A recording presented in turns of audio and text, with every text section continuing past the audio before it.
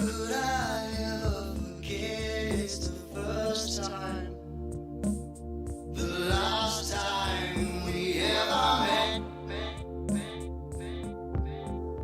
But I know the reason why you keep your silence up. No, you don't fool me. The hurt doesn't show, but the pain still grows. Some strangers to you and me. I can feel it coming in the air tonight. Eagles week, guys. Well, I've been waiting for this moment for all my life. Oh Lord, I can feel it in the air tonight. Oh Lord, oh Lord. Well, I've been waiting for this moment for all my life. Oh Lord, I can feel it coming in the air tonight. Oh Lord, well, I've been waiting for this moment for all my life. Oh Lord, I can feel it in the air tonight. Oh Lord, well, I've been waiting for this moment all my life. All right, guys, it's Eagles week, and the Browns are still very much in contention. We are 6-3. Eagles are 3-5-1, and this is going to be one of those weeks where essentially it's a must-win. This is going to be one of those games that if we can't win this one, we're going to look back on this one and say, man, we let that one slip away, and that could matter. Because in the AFC, unlike the wretched NFC, it could very well take 11 games to make it as into the wild card spot. Right. As amazing as that sounds, 11 victories, where most seasons, even when there was only 2 wild cards, 9-7, you were kind of close, and a lot of times 9-7 teams could make it. 10-6 almost always, unless you're the 2007 Cleveland Browns or historically the Miami Dolphins throughout the 90s. But this could be it could take 11 games, so we cannot afford to lose. We took care of the game last week, the Texans. We got to take care of the Eagles. We got to take care of the Jags. Those are, if we are a good team, we need to have that. Right. And my mom is in the chat, so Well, it's really me. I'm using your mother's Simon for some got it. reason. Okay. That's why I said Dan underneath it. But you're right. This is a game that we cannot afford to lose. The weather is going to be a factor. Yes. It's raining all morning. It's raining through the game. It's going to be, as I texted you earlier, it's going to be a mud bath there. To our advantage, we got the running game. We got the horses. Yep. So, I mean, the key is going to be the defense. Can the defense step it up to the degree that they need to without Myles Garrett in there? And that will be the whole game. I think the offense will score whatever's necessary on the offensive side, either through the ground or short passes or whatever.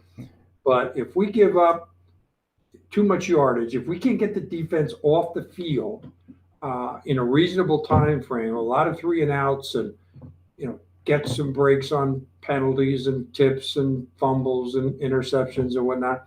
If they run over us, and Carson Wentz, he's got the capability. He's not a bad quarterback.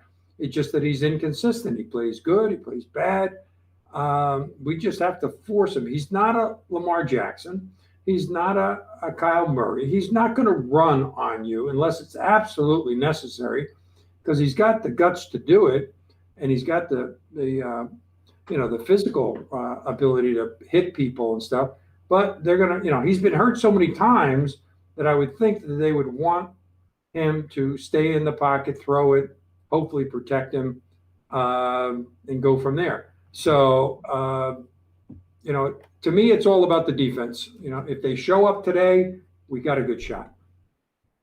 Yeah, I think so too. I mean, if you look at our injury report, it truly, Myles Garrett kept out, and everybody else has been either limited practice or full practice. You have Wyatt Teller and Mac Wilson who are questionable. So we basically are at full strength, minus arguably our number one, at least wide receiver option with Odell, and by far number one defensive threat with Myles Garrett. Right. So that's a problem.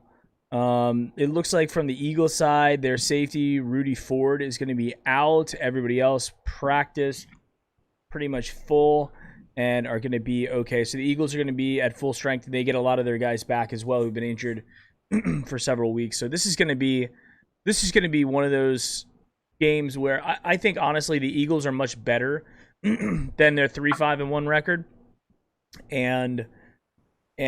But however, if you have them playing the Bengals at this point in the season versus when they played them, the Bengals might have won. Right. Because the Bengals are going to be a much better team. I want to give some shout outs to some people in the chat. Hambones here, Mario G, Talking to Grub and Media, Captain Salty Boy, Gary Washington from Patreon, Maddie B's in the house, Ozzy Travels, Mark Schoen, Mary Ventresca, how's it going?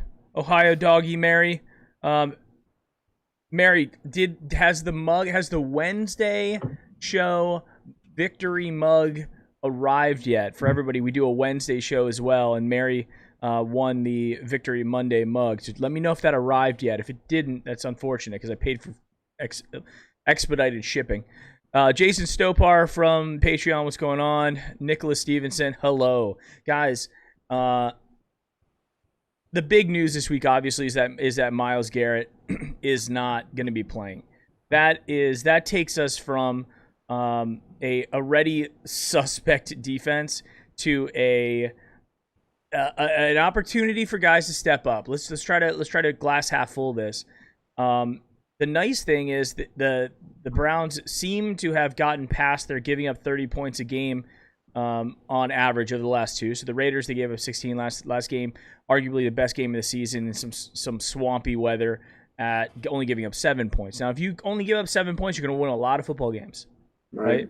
So if we can do that. However, the thing is, Myles Garrett's the big play guy. He's the guy who's going to get to the quarterback and strip the ball and pick it up, and somebody's going to run it in for a touchdown type guy. Myles Garrett's going to be the guy who's going to constantly put pressure and make quarterbacks force them into making bad decisions, or if they get outside the box and if he doesn't contain, like he can track down Deshaun Watson like he was an offensive guard. It made him look that slow. So it is going to be pretty. There's a significant drop from like Myles Garrett, who, if you look at like Madden ratings is like a 98, 99. And then you got Porter Gustin, who's probably like a 79. I mean, that's a massive drop. I mean, Porter's not bad, and I think he's young and he's got a shot to be actually pretty decent in this league. I think from what he's shown while he's been on the field has been pretty good. But for a defense that's been suspect and given up a lot of points this year, it's not good having Myles Garrett out. No, we don't have a choice. I mean, it is what it is, and the guys got to step up. We're not the only team in the league that's losing players to COVID, and we certainly aren't as bad off as some of the teams that have lost their quarterbacks. I mean, Nick Foles went down last week. Bridgewater is still questionable. Breeze is out for a long time. They just found more cracked ribs, I think, yesterday that he had. So who had extra crack ribs? Breeze. Oh, I thought you were talking about Jarvis. Whew. No. I was like, did they hear more about him? Oh, no, I haven't heard anything about really anybody in terms of our guys other than the COVID guys coming back. So I think we're in good shape. But like I said, we're not the only team that's experiencing some loss. Now, granted, you lose your best defensive player. Yeah. And it's not. And thank God it's not to an injury. It's to COVID. He's probably going to be back in a week. I don't know. Chat. Can you guys keep us honest? What's the protocol now? if it because usually, Dad, at least from what I've been seeing, it's you're out, and then once from the point that you test a negative, then it's 14 days of quarantine. So that's what it is in like the standard in the regular world, at least in like schools and stuff like that. So I mean, it's a big thing. This could he could be knocked out for the Jags. He could be potentially knocked out for the Titans. I mean, this is something that depending, because he's got to get over it quick and test negative, right? And here's the other deal, guys. I live in Florida, and we were one of those states that we're basically recording every single person was getting COVID for a while, and it's because a lot of these tests also are testing positive for like a bunch of other things. And Dad, the funny thing about YouTube is, even if you say the word COVID or coronavirus, it makes it so you don't like they're listening to what people are saying in videos and de-ranking. I don't care. This is live stream. It's not a VOD or anything that we have to worry about ranking. It's really only the entertainment for this pregame show is only really valid right now, so I don't really care. Right. But it's just interesting how much that people don't want people talking about it, spreading misinformation. So I don't want to spread any misinformation, but I do know that there's probably going to be a quarantine period after the last time he tests positive. I just don't know how long that is. 10 days, says Mario G. That's not good. So 10 days is basically, you can count him out for the Jags. Well, he's got to feel better too. I mean, if they sent him home sick on Wednesday or Thursday, so he wasn't asymptomatic. He was having some symptoms and the precaution to keep him home, keep him away from other players, and to get his energy level back up. On a personal note, Mike, you remember Randy Main? I do, yeah. Yeah, well, he's got COVID really bad in Texas, and they got him on oxygen, and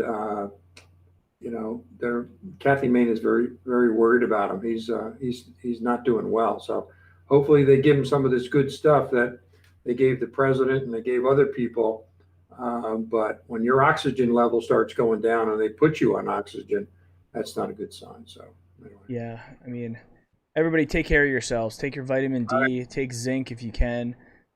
Get outside. Get a little bit of sunlight. Try to stay healthy, because we're buckling down now. I mean, more and more people. It's almost, in the beginning it was like, hey, do we know anybody? Did anybody know anybody? But now it's like pretty much you're 1 or 2 degrees away from everything, and we're thinking that they're probably going to shut down the schools after Thanksgiving, because they told the kids down here to bring their laptops home and to basically clear out their desks when they came home for Thanksgiving break, which they're on. So I don't think they're going back after Thanksgiving. So we're going to have another semester. We're going to have another semester where like it's a quarter that they're going to basically be home until we see what happens. Right. And this is not going to be the end of it either. I mean, we're going to have to deal with, imagine if Baker goes down with COVID and we lose him for 2 or 3 weeks, and we got to go back up. How much the masks really help, I don't know. But clearly, if you get around somebody who's got it, you got a pretty good chance you're going to get it too, and maybe spread it. But if you're healthy like Miles, chances of it really hurting him badly is slim to none. So you just have to hope you got the constitution, you got the physical healthiness that can fight it off. But sounded like he had some symptoms, and that's why they were reluctant to have him practice at all. And then they got tested, and he was positive. Well, it looks like we're probably going to have Jacob Phillips. Gary Washington just actually brought this up in the chat. Jacob Phillips should be back. He was full practice all week. So we could probably see Jacob Phillips hopefully making an impact in the game today. Our linebackers have not been good this year. Our linebackers, for everybody out there who's kind of talking about the Sendejos of the world and stuff like that, I think there's one thing that most people are forgetting with our secondary. Sendejo was never meant to play. Sendejo he's 33 years old. He signs with the Browns just to essentially be depth veteran Right. depth. And he's thrust into the role because we have so many injuries. Now, Ronnie Harrison's been amazing. Ronnie Harrison's quietly having almost a Pro Bowl type season. He gets a couple more interceptions here at the end of the season because he already had his Pro Bowl moment, with that pick six. He has a couple more interceptions. We could be looking at a Pro Bowl safety, which after how we started off the season, it's almost would be a miracle. But Zendaya was never meant to play. Our linebackers were meant to play. We drafted Taki and Mac Wilson to be impact makers on defense, and so far we haven't really seen it. So let's see what happens with Jacob Phillips coming in there. Malcolm Smith has been really good. Amazingly, as seasoned as Malcolm Smith, he's actually making an impact and playing very, very well. So it's almost like I think with the linebacker position, and Ristano and I harp on this a lot on the Wednesday show. The linebacker position, to me, it's almost like it's kind of like the coach of the defense, your linebackers, right? They're the ones right in the middle. They have to drop back into pass coverage. They got to step up and they're going to stop the run. And when you have guys that are young, that are learning the game, they're learning the speed, they're learning what's happening, it's a little bit more difficult. That's why you see a guy like Malcolm Smith, who's been around for a really long time, is not at the peak athletic level that he's been in the past, but he's just cerebral and he can make those plays because he knows where to be. Linebackers about it. To be, in my opinion, it's more about being in the right place at the right time versus just having that freak athletic ability like you kind of need as defensive lineman and secondary. But so we're gonna have to see. I hope our linebackers can step up. There's not many people on the Eagles that I'm deathly afraid of. They don't have a Julio Jones. It's not like we're facing Tom Brady. Carson Wentz has been very up and down, mostly down this season. 3-5-1 in the one game that they could have lost, and they could be 3-6 would be to the Bengals, right? So on paper, if you look at our matchup, if you look at how we match up against the Eagles and based off of our competition and games we played, we should be really favored in this game. I don't know what the line is. Let me check the line. Oh, it's a line. Let's see what this is at here. Eagles Browns point spread. The last one I have from CBS is 2.5 points. So we are less than the home field advantage today. What were you seeing about the weather, Dad? I checked it this morning. It's got a big front coming through. It started this morning, early this morning. It's been raining, I think, pretty much nonstop. And it's all morning. So, the field's going to be, unless they covered it, which I doubt, it's going to be really, really wet. They're not going to have a good time warming up. Yeah. Who likes to warm up when it's pouring rain out there? I mean, it's crazy. And then for game time through 4 o'clock, it's predicted to be the same. It's going to be raining, and anything can happen in the rain. Bad snap, long snappers in trouble, kickers in trouble, punters in trouble. Quarterback just trying to hold on to the ball. The guys holding on to the ball. It's going to be easier to strip guys because even if they're holding on with 2 hands, if the ball is wet, they got a good chance of getting a wet, slippery ball out of somebody's hands. Now, whatever's good for them is good for us. I mean, it works, 100% the same way.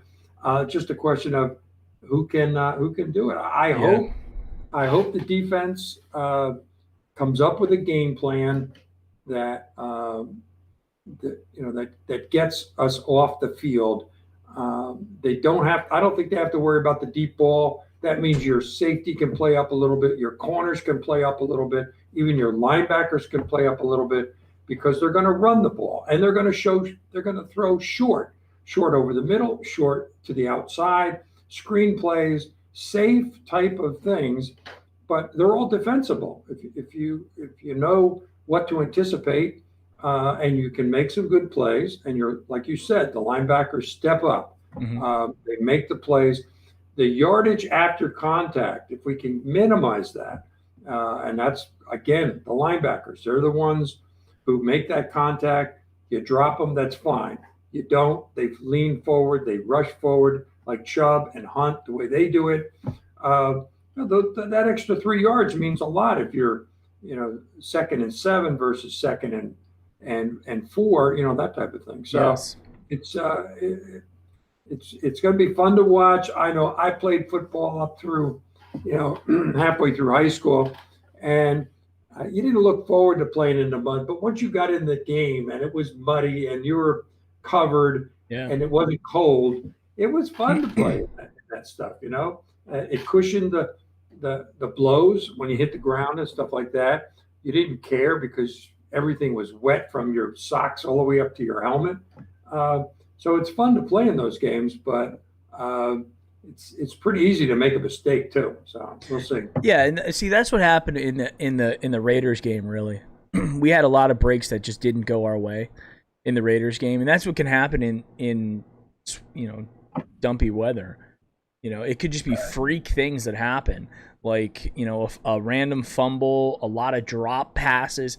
That was the key to that game. When I go back and think of the Raiders game, it was the drop passes, right? It was they killed the drives. Whereas last game, the Texans, we didn't ask Baker to do a whole heck of a lot.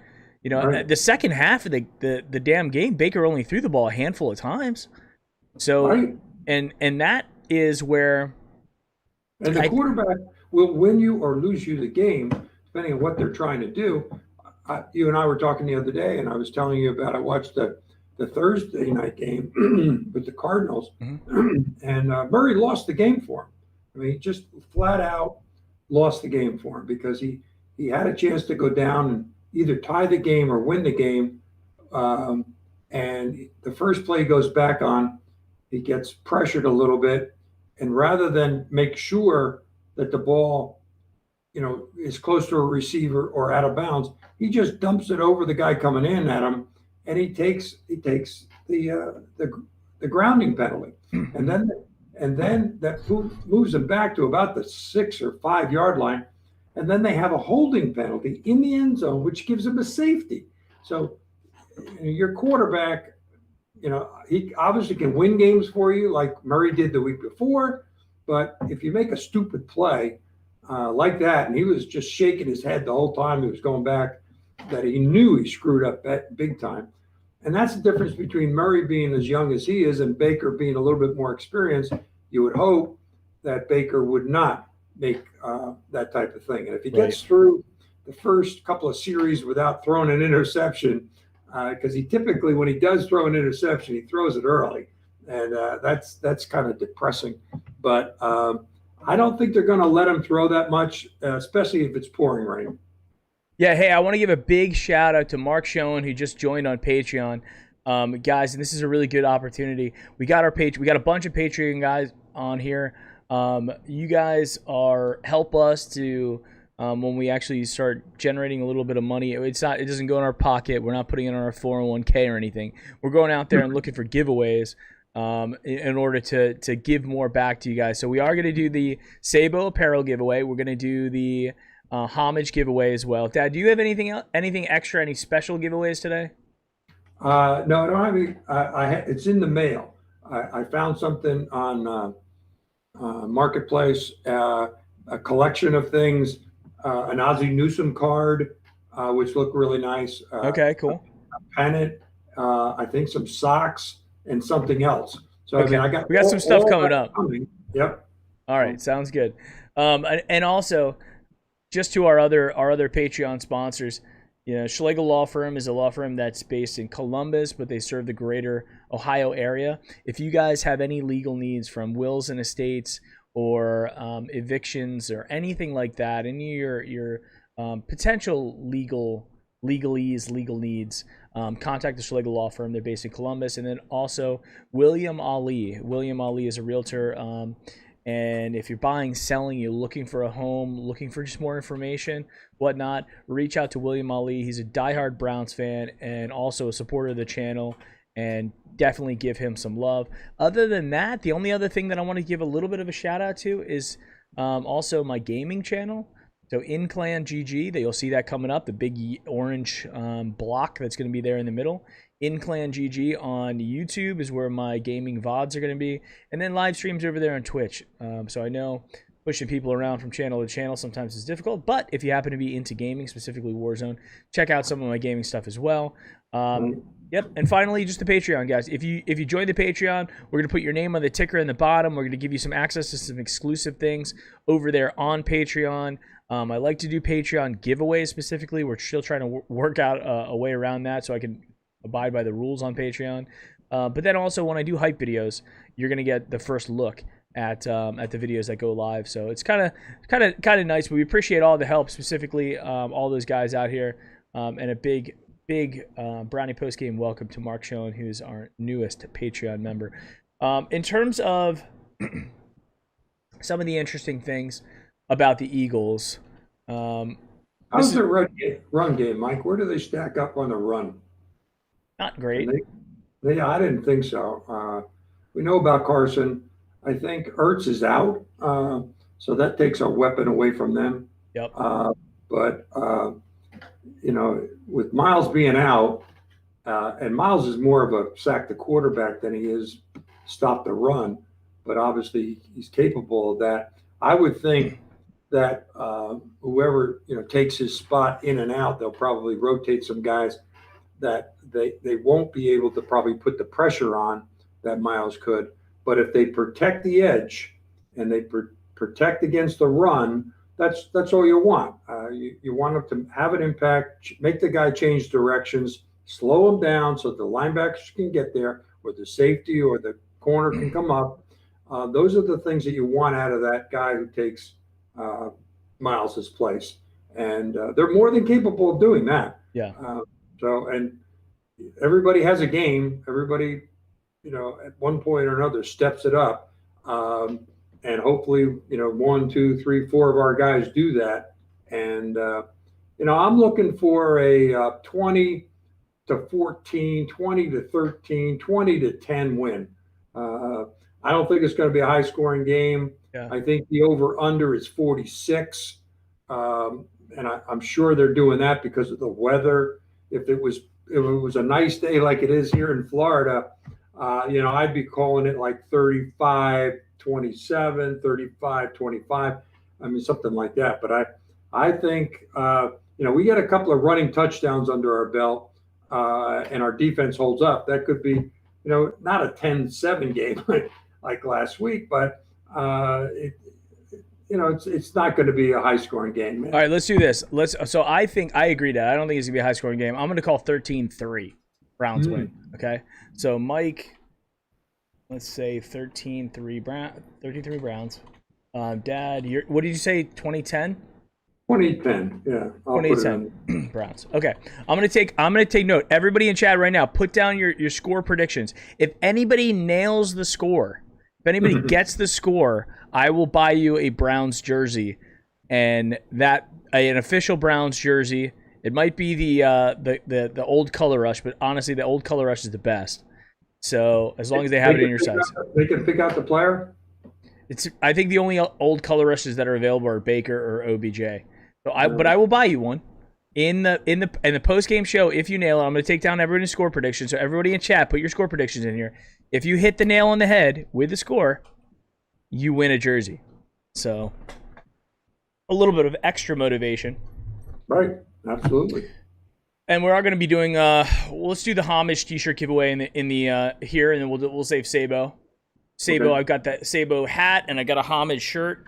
The Canada, Cleveland, Mexico, which is the best one. I think one of the best ones that they have.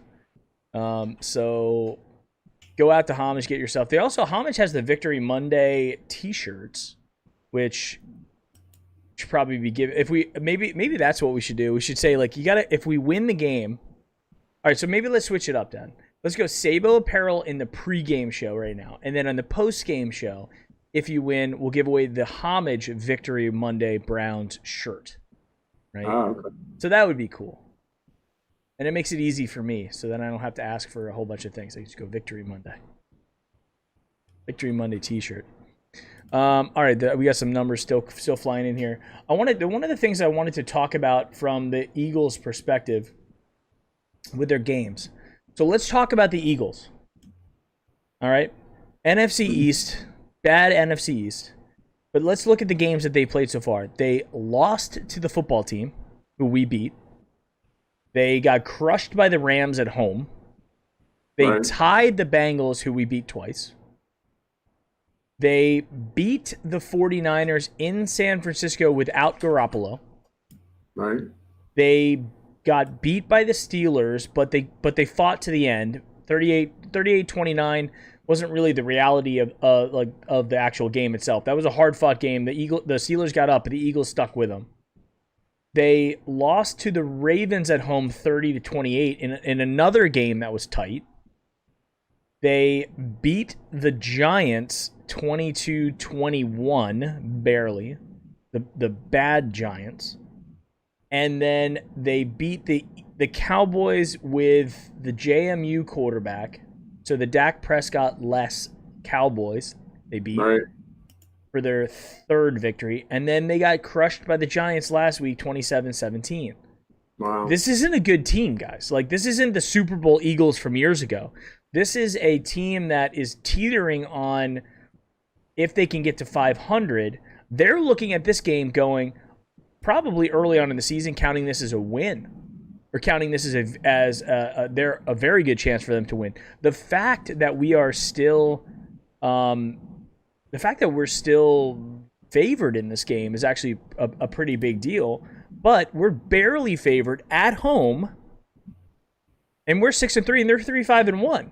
That just goes to show that people are not banking on the Browns. They haven't become believers yet in the Browns, because a 6-3 team at home versus a 3-5-1 team away, we should be up. We should be a touchdown favorite, but we're not. Right. And the Eagles aren't good. So, Dad, you were asking about the Eagles running. The Eagles running in terms of like what they typically do. I think they're like 27th in the league in terms of rushing attempts per game, whereas we're like 6th. So we run the heck out of the ball, and they really don't run all that often. Now, they have a good average yards per game. They have good average rush per game and rush per attempt. Right. So they're not terrible. They're actually in the top half of the league for yards per game, and from an average perspective, they're right below us at 4th. We're 3rd in average. So they can run when they have to, but they just don't focus on that. From a passing perspective, the Eagles are pretty far back, 32, 31, 30, 29, 28, 27th in the league in passing yards per game, but we're 30th in the league in passing yards per game. So that's a tough thing to say. That's not necessarily the metric. I think the big metric for the Eagles is their completion percentage of passes. They're 58%. We're 61%. Then you got the Saints at 73%. That's amazing. So we're both struggling passing the ball, but I would say we are arguably the far superior running game, right? Kid Wilson, what's going on, my man? And Wentz has thrown 12 interceptions, so he's prone to do that. Yes. The over-under now is 45.5, so they've lowered it a little bit. Obviously, the weather's the factor there. So we'll see. They don't have a strong running game. That's great. It gives us a chance. It's not to say they can't have a running game during the game and somebody steps up for them and our guys don't do a very good job. But I think going in, we got a pretty good matchup. We shouldn't get blown out by any means. And if we do, then, God, we're back to square one. I don't anticipate that. I anticipate a good game, solid game. Hope the weather is manageable to some degree. Hope Stefanski comes up with a good game plan. I hope the defense comes up with a good game plan. I hope they blitz them. I hope they put pressure on them. I hope they bring the guys. Protect the short little drops. Get your hands up. Tip a ball. Get an interception. It'd be nice to have a comfortable lead at halftime. Like a 14-0 or something like that. Yeah. We haven't had that luxury. our greatest luxury is the last minute of the game or 10 seconds of the game when the Hail Mary drops in the end zone, that type of thing. I mean, it's been right down to the wire, or we get blown out. One of the other. The Raider game was a little bit of both back and forth, but again, the last 3 weeks have been terrible weather in Cleveland. Yeah. It could be worse. It could be freezing and snow, and those are always fun to watch those games. I remember Bernie and some of those snow games. He's got those classic pictures of him calling out signals in the snow. Yep. And Clay Matthews making big hits in the snow, and Webster and Ozzie Newsome, Brian Sipe. I mean, really classic games in Cleveland when it's snowing as opposed to when it's raining. Yeah. Well, and it was funny. Ken Carmen on Twitter was talking about how it's going to be kind of bad weather today, and they're calling it the Dracula of weather, the triple threat of cold, windy, and rainy. And he's saying that the Browns should have an advantage. Well, we thought that against the Raiders. The desert team, the California team, historically traveling. And they came in here and stuck it to us. And then we did the exact. If you look at the stats, and Rustano and I really broke this down on the Wednesday show. If you look at the stats of what the Raiders did to us, they had the ball for like 38 minutes. Oh yeah, they killed us. And then against the Texans, we did the exact same things to the Texans. We had the ball for like 34 minutes, right? So it in games that are wet and rainy and windy. And the Eagles it's cold in Philadelphia, guys. It is cold. Like Philadelphia is not. It's not on the lake like it is here, but they're a blue collar team. I mean, the blue collar city. They play tough, so they're not going to come in and roll over for us. That's for sure. Yeah. They're in the hunt in their division. They want this game as badly as we do. And when you put two teams up against each other that are evenly matched, it's like who wants it the worst, maybe who gets the possession last, who gets the breaks, who kicks that, weird field goal. I don't know about the wind, Mike. I did not check out the wind, but, it looks like the stuff is moving rapidly. So that means wind is probably up. That means, again, picking which side of the field you want to have in the fourth quarter to kick that winning field goal or tying field goal or whatever is going to be key. So I don't mind if we take the ball first, if we get the right wind direction. But that's a flip of the coin. But a decision has to be made after that flip is done. Yeah, I think it's going to be more critical. Honestly, I hope we lose the coin flip. They defer and we get to pick wind direction. Yeah, I think that would be huge for us. It was big against the Texans. It worked against us in the Raiders, and it's funny that you could almost say that picking the wind direction is worth a possession. Yeah, I wouldn't give it to him. It's worth three points. Kicking a 45-yard field goal into the wind is not easy. Ask all of our prior kickers. How they felt about it. But, so I agree with you, Mike. I think if we can pick the win in the fourth, considering how bad the weather is going to be, and I think the wind is up, that could be the factor that determines the winner or loser of the game. All right, I want to make sure I have everybody's scores copied over. So I think Hambone was the first one to give his in. So copy all these, get them into the Google sheet. All right, I have everybody's scores, so if anybody hits on any of them, I'm just looking to say everybody who's in here. Everybody who's in here is the one. So Hambone, Gary, Nikolenko, Lace, Acceptness, Mario G, Ryan Brown, Arendal, Jim Mullet, Kid Wilson, Massimiani, Stopar, Schoen, Skrills, Washington, Rodriguez, Sly, Madison. Okay, guys, you guys are all in. And then all the way down to Gary Washington saying the final score for Gary is 24-20. So that's the last one I have in there. Everybody else, if you want to throw in if you're just here, Browns fan 1977. All right, make sure you get your scores in here because if you win, if you hit the score nail on the head, I'm gonna buy you a jersey. Right, so get them in there. We do have somebody who picked the Eagles. Are we paying on Eagles if they win the game?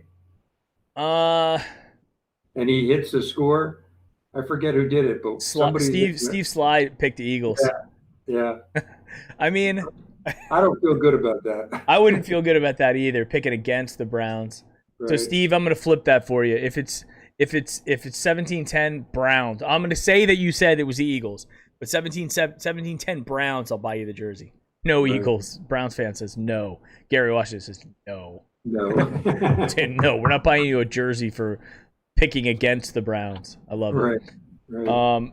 Yeah, I mean this is gonna be one of those critical. I know I said it before, but guys, you look at the standings, you look at the schedule. We have to win this game. We have to get those guys. We got to get guys like Mac Wilson stepping up. We have to have Denzel Ward having some big plays. Denzel Ward right now is now the man on defense.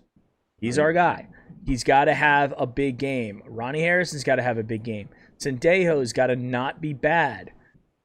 We have to. We can't allow the Eagles to come in there and take advantage of us for not having Myles Garrett. If I was an Eagles fan right now, I'd be like, oh, man, this is great.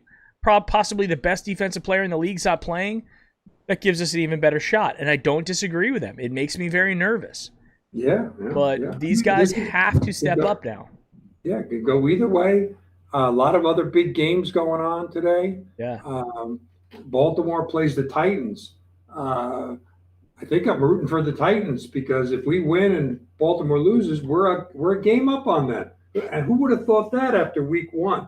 That we have to root for the Titans because we already beat the Colts. Yeah. Right. So the head-to-head against the Colts is the one that matters. So we want the Titans to win that division. That takes them out of the wild card conversation. Looking at the standings now one more time. I love looking at this. Dolphins are in the mix, but the Dolphins guys have a very difficult. They finished the season. Here's the last 4 games that the Dolphins have: the Chiefs, the Patriots, the Raiders, the Bills. Wow, that's a rough 4 games. Yeah, I don't think they're making the playoffs with that schedule to finish up on. Well, it depends on what they do now, because they beat. I mean, they beat the Rams, they beat the Cardinals, they beat the Chargers. They can beat the Broncos. They can beat the Jets, and they're gonna be able to beat the Bengals. So that's 6, 7, 8. That's 9 wins. And then out of the last 4 games, can they squeeze one more? Can they get the Patriots? Maybe. Can they get the Raiders or the Bills? I mean, the Chiefs they're gonna lose to, most likely. But then you have the Patriots at home. And this is definitely an off year for the Patriots, although they just beat the Ravens. But they have the Patriots at home. The Dolphins always play the Patriots tough, no matter who's the quarterback. I mean, Tom Brady has lost to the Dolphins in Miami. And then they have to go to the Raiders. They got to go to the Bills. So could the Dolphins get to 10 wins? They got an uphill battle, but if they're for real, they'll do it. Versus our schedule: Eagles, Jags. Two more teams that are soft that we have to take care of. Then we'll see what we're made of again against the Titans. We should have Myles Garrett back for that one. That's the only positive sign. We should have Myles Garrett because he's most likely not going to play against the Jags. He's not going to they're going to bring him on the plane, again in the Jags. So that's another thing. Count him out. The Titans, however, he will be back for. Then you've got the Ravens at home. We'll need him there. And then you get our last 4 games are Ravens, tough. Giants, Jets, and Steelers, tough. Right. So I hope we don't need all 4 of those games. Because if we only need 2 out of 4, and we get the Giants and Jets, and then maybe we pull out a miracle against the Ravens and or the Steelers, we're in really good shape. But it all starts today. So we took care of the Texans. That was the test. Good teams beat bad teams. We beat a bad team. So I don't think the Eagles are a quote-unquote bad team. I think they're better than their record, and I think they've had a lot of guys who've been out most of the season. So it'll all depend on Carson Wentz. If he has a good game, just like Carr had a decent game against us, if he has a good game, it's going to be nip and tuck. If we can take advantage, put pressure on him, make him play the bad Carson Wentz, then it's going to be to our advantage, and hopefully we'll win that way. So, to me, it's all about our defense against Carson Wentz. That is going to That's what I'm banking on today as to how this game is going to go, what direction it goes in. Yeah, well, you're right. And Carson has, if I'm looking at Carson's like QBR, which is the ESPN rating system that they do for quarterbacks, he's got a 47.6 QBR, whereas Baker has a 69.7. Baker's thrown 15 touchdowns. Carson Wentz has thrown 12. But the key stat is the interceptions. I mean, he's got 12 interceptions. The last 5 games, he's thrown 5 interceptions, 8 touchdowns. He started off the season bad. I mean, literally bad. Last week, he didn't have any interceptions or any touchdowns against the Giants, where they got pounded, 27-17. And then before that, 2 interceptions against a bad Dallas team. 1 versus the Giants, 2 more against the Steelers.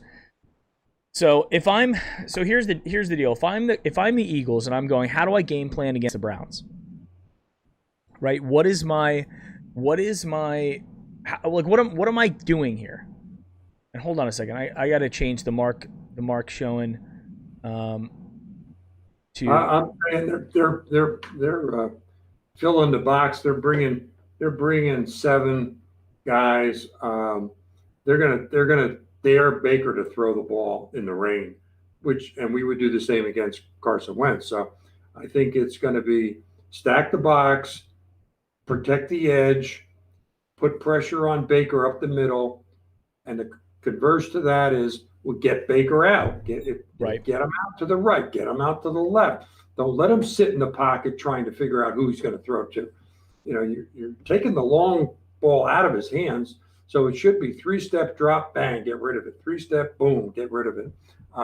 There's no reason he should be holding on to the ball unless they bring everybody up close and take away all the short game. And then maybe every once in a while you take a shot down the field to loosen everybody up. And, Landry, a stat, if they told you at the beginning of the season Landry wouldn't have a touchdown at this point in the season, you would have said you're crazy. I mean, he doesn't have 1 touchdown. He dropped one was it last week or the week before? Had it in his hands and he dropped it, uncharacteristic of him. Yeah. But with Odell being out, he knows he's got to step up. And if Baker can hit those short ones, he breaks a tackle and he goes. That'd be great. I'd love to see that. That's the thing too. Now with Odell being out, and really kind of taking our home run threat from a passing perspective out, Jarvis has got to step up. Jarvis, this is week 11, like you just said, no touchdowns. And I think the thing is, Jarvis is a Pro Bowler, and it's killing him that he hasn't been in the end zone yet, right? And he wants to get into the end zone and give the shout out to Odell and everything like that, the 1-3 thing that he does. But he wants to do that, and I think with Jarvis, you're going to see the back half of the season, I think he is going to step up. He's not going to go the whole season without scoring a touchdown. He's probably going to have a game where he has multiple touchdowns. It could be today. It could be against Jacksonville when he comes back down to Florida. So, but I think Jarvis, don't count him out. It's not like he's, there's no real major issue other than I think he does have cracked ribs. That's one of the things that is impacting him. So he's a little banged up. But I think that we're going to see that. I also think Higgins is going to do well. Yeah. I think Higgins is a guy that red zone you look at, he's cool and calm under pressure. He gets there, he gets it done, and I could see him being the guy, where I said 13-3, that he catches the touchdown. Maybe Peoples-Jones, as Lace points out, maybe Peoples-Jones steps up today, and they take their eyes off of him. They concentrate on Landry. They concentrate on Higgins. So opens him up, opens up the tight end. Let's get the tight ends in there and make a couple of plays. We got talent there. So got a lot of possibilities. It's just a question of who shows up, who wants it worse, and who can perform. I think this is going to be one of those games. If we can play this game just like the Texans game, where it's a testament of keeping the ball on the ground, running with Nick Chubb and Kareem Hunt, which is our formula and philosophy right now, which is honestly what we came into the season to do. Sure. It doesn't take an Ivy League guy to go, oh, I've got a pretty good offensive line and 2 possibly the best running backs in the league. Yeah. And if you notice the difference, now there's when Nick Chubb was out, not to say that there's anything against Kareem Hunt, but it's not a one-man show. The reason why Kareem Hunt can hit home runs is because you've got Nick Chubb backing him up, so you just swap him in and out. And then you've got Wyatt Teller, who is a massive upgrade over Hubbard. I mean, having Wyatt Teller in there last game could have potentially been the softer argument for the thing that put us over the edge. Because Wyatt Teller had a game. If you go back and look at the film, he's pancaking guys. He was out there. That dude's just a stud. And that's what we need today. We need guys to step it up, create some holes. Chubb and Hunt are 2 of the quickest guys through the hole and 2 of the best guys on the cutback. Yep. That I've seen. I mean, what's his name? Ezekiel Elliott is really a hard runner, and he can move side to side pretty good as well. But when you have a combination like we do with both guys, I'd love to see them both in there at the same time. One is a decoy and one is the real. Didn't they used to do that with Ernest Biner and Kevin Mack, have him in there in the pro set? Yeah, sure, absolutely, yeah. It's funny, like that the pro set is almost like you have to be an older guy to even know what that is, because no teams run the pro set anymore. It's like, and so it's the quarterback and then the running backs on 2 sides of him, so like almost like in a triangle formation, and nobody runs it. All down to the 7 yard deep. It's a classic giveaway. I'd say 80% of the time, if you've got your running back 7 yards deep, single by himself, you're going to run the ball, and your quarterback is under center. Yeah, and they know it too. You know, because if you've got Kareem Hunt who's 7 yards back, then what you're doing is you're asking Baker Mayfield to take 2.5 steps to hand him the ball, which gives him the ball. It gives him enough time to generate speed and acceleration, but also gives him enough ability to see where the holes are opening up. That's why they're sitting back there 7 yards as opposed to 5. Typically. So, and that's the case. And then when we have Janovich back there, you know, if good sign we're going to run the ball. Pretty good sign we're going to run, right? Because he's not a catching threat. Even though we've tried to make him a catching threat, we've tried to do some screen passes with him. It's just it's not that it's ineffective. It's just like it's not. Why bother doing that when you have Hunt and Chubb?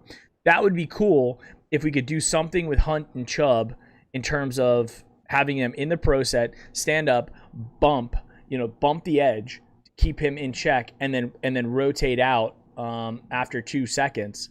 Right. Or misdirection. We need more misdirection in the game. And misdirection always works for us. Yeah. It always works for us. Play action and misdirection are the things that it's very hard to stop in the NFL. But I wanted you to give it. First reaction is to go with the flow. When you see your linemen all go to the right and there's a fake to the right, you're taking 2 steps. It's hard to get back to unless somebody stays home on the edge. And sometimes they're looking for the quarterback sack as well, so they overcommit. And we've had some of our biggest plays all season long on misdirection. Yeah, absolutely. It's going to come down to one thing. It's really going to come down to the running backs. And this is the first time in a very long time that I am completely confident that we have 2 running backs that are not only competent but very scary. And they have to constantly, their whole game plan is going to be putting guys in the box and doing that. And what we saw, at least in the Texans game, is if we continue to run the ball and effectively run the ball, we're going to wear them out. Yeah, classic play would be you got Hunt or Chubb in the backfield. You fake it up the middle to them, or you fake it to the right. Baker rolls out to the other side, and the tight end slips out, for 3 or 4 yards. He hits him because it's a short pass. Baker's very accurate on the run. He doesn't have to throw it hard. Typically, the misdirection has got everybody moving the other way, and you pick up 10, 15 yards on that play. It's a safe play. So I hope they use that. I hope I see it during the game, one way or the other. But I'm looking for some misdirection to open things up a little bit. Get Baker out of the middle of the field where he has to look over the big, tall lineman, which, I bet you he's had at least one or two passes blocked every game this year, regardless of whether we win or lose. Yeah. That's that's not a good statistic. I mean, you can avoid that by moving him around a little bit. And that's where I keep going back to. If I'm the Browns and if I'm Kevin Stefanski, I'm studying what Sean Payton has done with Drew Brees, because Baker Mayfield and Drew Brees are a very similar quarterback, similar in size. I think Baker's actually a little taller than him, but in arm strength, where Drew Brees is the best from an accuracy standpoint, but Baker, from a statistics standpoint, is light years ahead of Drew Brees 2.5 years into his career. So if you look at what Sean Payton has done, and look at the first 2 years with Sean Payton and Drew Brees, where Drew Brees started to become that dominant Hall of Fame type quarterback, and I would start doing that with him. And I watched a lot of the Saints game because I almost have Drew Brees on my fantasy team every year. I try to get him every year because he just throws a billion times. And so what I notice what they do with Drew Brees is when he drops back, he's dropping to 7 and 9 step drops, long drops, and he gets back there lightning. I've never seen a quarterback drop back under center faster than Drew Brees. And then a lot of times, if you watch what he's doing, he throws a lot of slants, a lot of outs, and he dumps the ball off to Kamara quite a bit in the flat, which is throwing it this way. You're throwing it to the sides or very quickly. He's not sitting there and trying to throw over defensive linemen and over linebackers who are that next layer. That's the danger zone. Drew Brees throws a lot to the sides, and he throws a really good deep ball because he's super accurate. If we could turn Baker Mayfield into that guy, then we're really good. But the guys also have to be able to catch the damn ball. So if it's wet and rainy, it doesn't. If Baker's hitting him, Baker hit Kareem Hunt, and Jarvis and Njoku and all these guys right in the hands, and all those guys are the ones who have made circus catches for Baker as well, where they shouldn't have caught it most likely, right? They've helped him out in the circus stuff too, but you got to also have that consistency, and I think that's the key. So we'll see what happens with the weather today. The only good news about it is this is the third game in a row that we played in bad weather. So guys, we got to be used to it at this point. And hopefully, and I think, I was talking to Rossano about this on Wednesday. I was waiting. I'm like, where is the COVID stuff? Because you got guys that are out there in freezing cold weather in the rain for hours at a time. Yeah. It's going to wear down your immune system. Right? So. The guys are saying that on the chat that it doesn't look like it's all that windy. So that's good. It makes for a better, fun game if there's more passing involved rather than just watching guys grind out 2 and 3 and 5 yards at a clip. But rainy it is, and you can throw the ball in the rain. The wind is really what affects, I think, the passing game a lot more than the rain, unless it's pouring. So they do a pretty good job of keeping the ball wet. Or that is wet, keeping it. Oh, it's gonna be covering it up. So I'm looking at AccuWeather right now. I'm looking at and it is by game time, it is going to be raining. Right. Any lightning? Because then they could postpone it. But the front is so big that even if they postponed it's just going to come down in buckets. Like last week, it's still going to be pretty miserable at that point as well. So it's not like it's a 20-minute front that goes through and you get back at it. So it's going to be fun to watch, and hopefully the Browns can go 7-3. When's the last time we were 7-3? Oh, it's been a while. Well, I think the other thing that's kind of scary about this front that's coming through, it's coming right over Indiana right now, and it's coming in, and the yellow and red part, which is like the little sporadic parts where it's really, really intense, is going to be there like right at game time. Oh, God. it's surrounding us right at game time. So it's like who knows, that yellow stuff could come in, or it could stay just regular green and just regular. But it's gonna be raining today, and I don't think, because it's going so slow, I don't think it's gonna be out by 4 o'clock. Or if it is, it's gonna be like right at the end. Yeah, they predict rain all afternoon. So yeah, so run the ball, guys. Run the ball. right. Hopefully we get a break when we get the ball. It's not raining quite as hard, and catching a punt in this, looking up into the rain with the rain coming in your face on a slippery ball. I would be telling my guys, hey, if it's unless you can clearly see you're open by 15 yards because nobody's coming at you.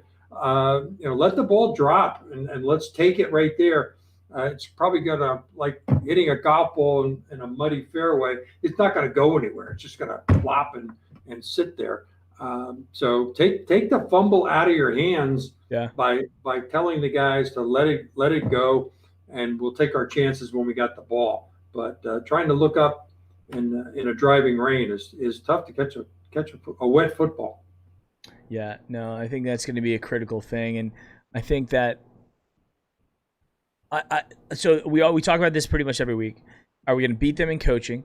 Are we going to beat them with time of possession and with turnovers? Those are the kind of the three soft metrics that I look at: coaching, time of possession, turnovers, and then it's and penalties too. Penalties, and I put the penalties on the coaching to a certain degree as well, but so it's coaching and penalties, which is discipline.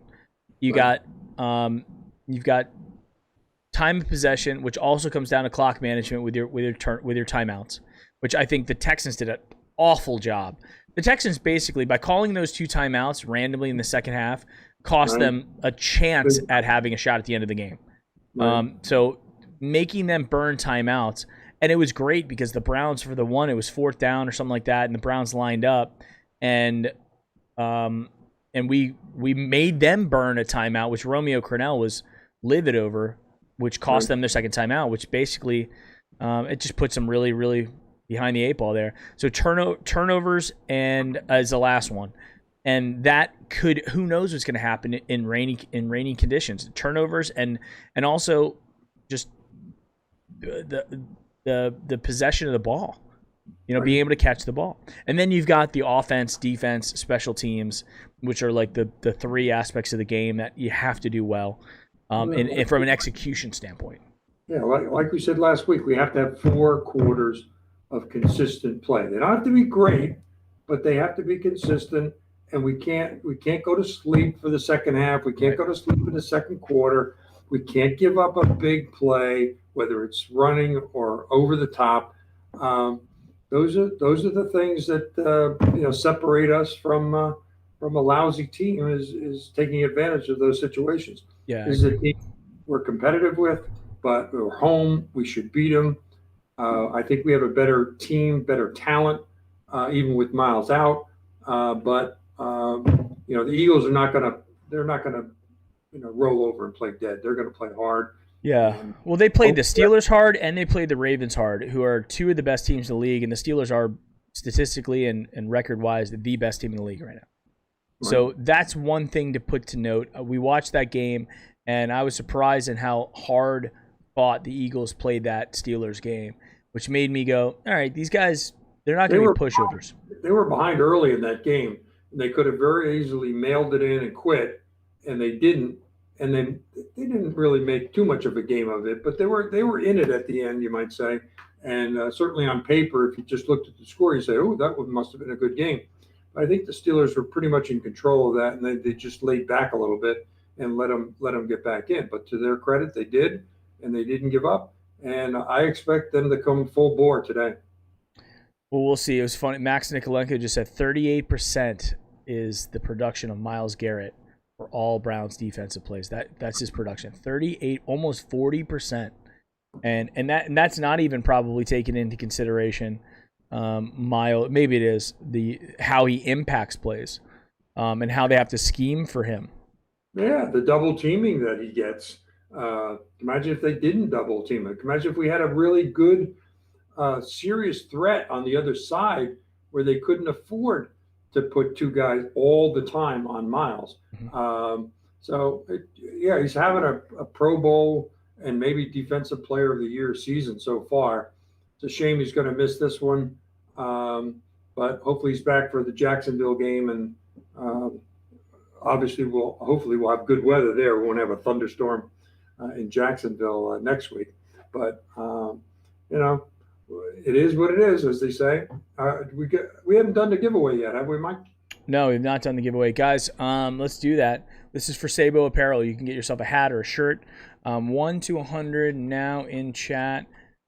Type it for Sabo. Go, guys. I got my number in there. My number's in. So, yeah, this is man, I'm just staring at this weather. I'm just looking at it. I'm like, wow. I don't know what the guys. Everybody who's up in Cleveland, tell me what the temperature is like up there, because they were saying somebody was saying that Indiana is raining or snowing. Yeah, 44. 44 with no wind, so it's not freezing weather, but. Yeah, but nasty. I saw a guy on Twitter was saying that the tickets are down $27. So they're selling for a lot less this game because people just don't want to deal with it. Right. This is one of the questions I talk about to Ristano on the Wednesday show quite a bit, is what it's like being a season ticket holder and knowing that you've got this game coming up that you're traveling for. Like, how do you deal with it, doing that stuff? And he tells a funny story about a game that he wasn't really prepared for, and his wife was like, well, I'm going to wear sandals, and it was raining and wet and just awful, and really bad decision. We had our ponchos on, right? Twice in Tampa for this preseason games. You have to, because it just rains. Let's talk about Cleveland. Remember, was it raining in Cleveland? Yeah, we had the one game. Remember, we were sitting in the end zone. We had two tickets in one section and two tickets in the end zone. And I remember it was raining pretty badly. But in the end zone, we were under cover. The wind was going the other way, so we didn't get wet all that much. But the other two seats that we had were in a not so good section that were getting wet. But I remember the Oilers. It must have been one of the Oilers games, because we saw the Oilers play and it was snowing. We saw the Dolphins play in the game where Marino went down and Scott Mitchell had to come in and ended up beating us. Even after the Najee Mustafa 95-yard interception for a touchdown, which was amazing, but still, and then all of that. So, all right, I think we got all the numbers in. I'm gonna go ahead and give a final countdown. You got 10 more seconds to get before my number comes in for the Sabo Apparel item of the week. And by the way, guys, a new thing that we're doing on the Wednesday show is, if the Browns win, we're giving away a Victory Monday mug on the Wednesday show. So give you a little bit more reason to come back. If you haven't subscribed to the channel yet, this is a good time to do it. Subscribe to the channel, hit the like button on this video, even if you don't want to subscribe and you're like, I'm not quite ready to commit to a internet subscription on YouTube. Click the like button, help us out, helps us out with the algorithm. And be here for the Wednesday show as well. Hit the bell icon so you know when we go live. All right, the number was 3. The Brandon Whedon 3. Let's see what we got. Anybody close? Acceptance had a 6. Mike Margaret had a 4. Looks like Mike wins. Mike Margaret wins. Yes. All right. At Mike Margaret wins. Mike, send me URL of your item of choice from